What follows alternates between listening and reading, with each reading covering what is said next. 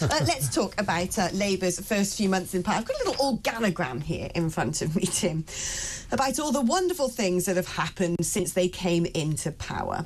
It's not a very big organogram, then, if it's listing the achievements. It's an organogram of doom, as far as I can tell. So, first of all, we've got the Chagos deal. That didn't exactly go down well, did it? What's going on with that Chagos deal? Well, of course, with Donald Trump's election, it's possible that it may yet be vetoed. So, we'll see.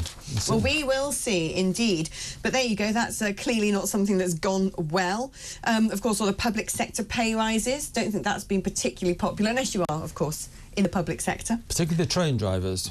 Well, if that counts as the public sector. Yeah. GB Energy, that's cost us, what, 9 billion? Was it 8 billion quid?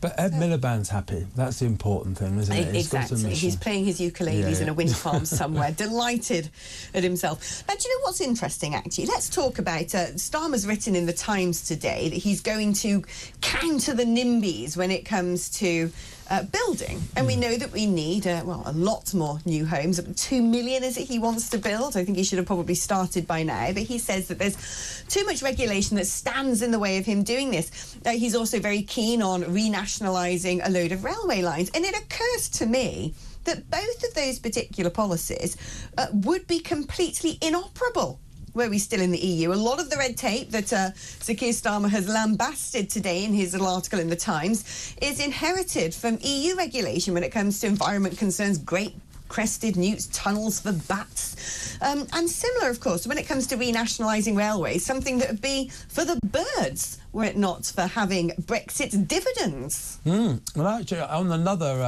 podcast a couple of weeks ago, I heard Lord Mandelson, Peter Mandelson, of all people, the great defender of the EU, saying, one of the advantages of Brexit, I don't think he quite used that expression, but he said was that we will be able to regulate the AI industry, which is going to be so much the source of jobs and prosperity in the future, differently from the heavy-handed EU.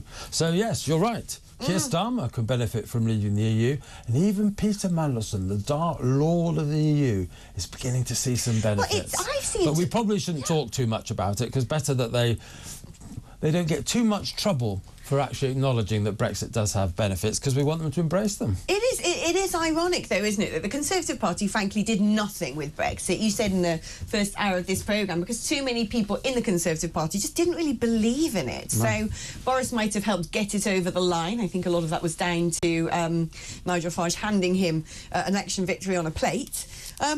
But they never did anything with it. They never even tried to do anything with it. And ironically, it seems to be the Labour government who've suddenly gone, ooh, we have the opportunity to push ahead with some pretty left-wing policies because we're no longer constrained by the corporate cartel that makes up the 30,000 lobbyists in Brussels who, quite frankly, don't want rails renationalised. I think one of the opportunities we're going to get from Brexit is going to be seen during the Trump presidency as well. Not so much necessarily a trade deal between America and Britain, but I think over issues like electric cars, energy prices, general subsidies, America and the European Union may get into quite difficult waters. And America might start putting tariffs on the EU because the EU's being anti-competitive.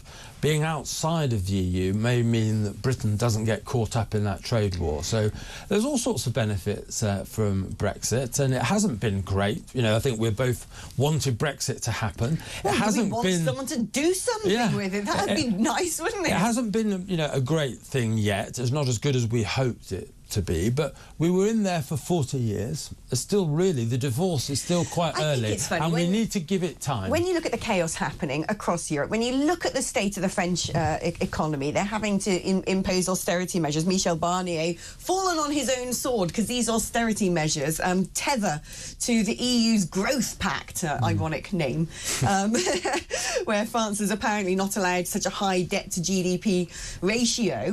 But when you look at what's going on in Europe, the stagnant economies, the failure of Germany, the Eurozone once again in crisis, the political fallout from governments across Europe essentially falling as people just go, we don't want this anymore. And you still have people in this country going, oh yeah, we should rejoin, oh, the impact of Brexit. No one ever looks at what situation we would be in today had we stayed in the EU. I think we'd be far worse off, but obviously that's not a metric that anyone's going to be measuring.